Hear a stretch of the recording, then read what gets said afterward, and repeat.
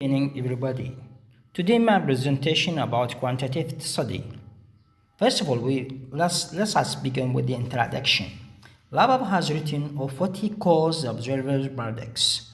He points out in 1972, page 10, that the aims of sociolinguistic research is to find how people talk when they are not being systematically observed, but the data are available only through systematic observation. We will discuss this paradox and certain research methodologies which seek to overcome this quandary.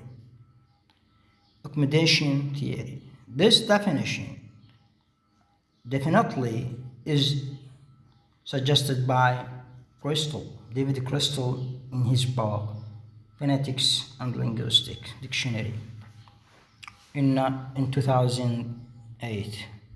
Accommodation theory in sociolinguistics, which aims to explain why people modify their style of speaking, to become more like or less like that of their addressees. For example, among the reasons why people converge toward the speech pattern of the listener are the desires to identify more closely with the listener to win social approval, or simply to increase the communicative efficiency of the interaction. How to design the research. Sociolinguists try to meet these statistical demands when they are required. In these cases, the findings often show trends in correlations between social and linguistic variables. In addition, such research is generality. This is to what extent the findings of particular study can be applied to a broader population. However, qualitative research also forms part of sociolinguistic research, particularly in a critical interaction sociolinguistics, with the goals to analyze language as cultural behavior. The following example, which are jokes and picnics, which suggested by April. Actually, this did in the Detroit. It is a city in the Michigan. Baker did research in the early 1980s at a secondary school in the suburbs of Detroit, which she calls Bolton High. 1989, 88, 1999, 89, 1991, and 1994. This example in its place because of the interesting way in which it asks what social structure are relevant to language in this community. Eckert found that there is a sibling which applies to both sexes between two polarized groups who are known throughout the school as a jock and the parents. The jock are the good pupils who identify with the school.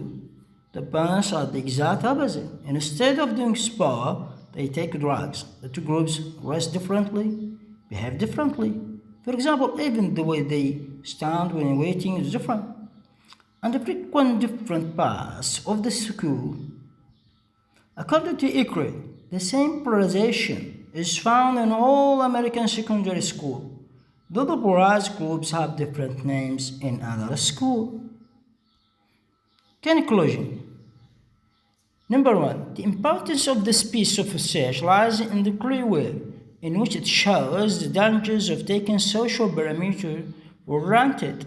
Most previous studies have related linguistic variation to sex, age, and social class, but it could show how important it is to find out how the local community is organized socially, rather than to impose these crude external categories.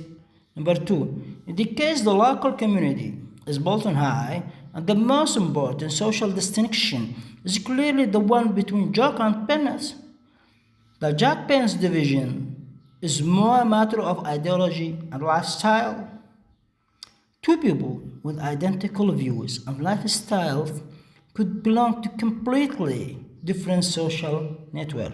The last one, sociolinguistic variables are sensitive not only to macro social variables of speaker, sex, age, social, race, and place, but also to micro variables such as the contrast between Jock and Bernard in Pelton High School. Thanks for watching.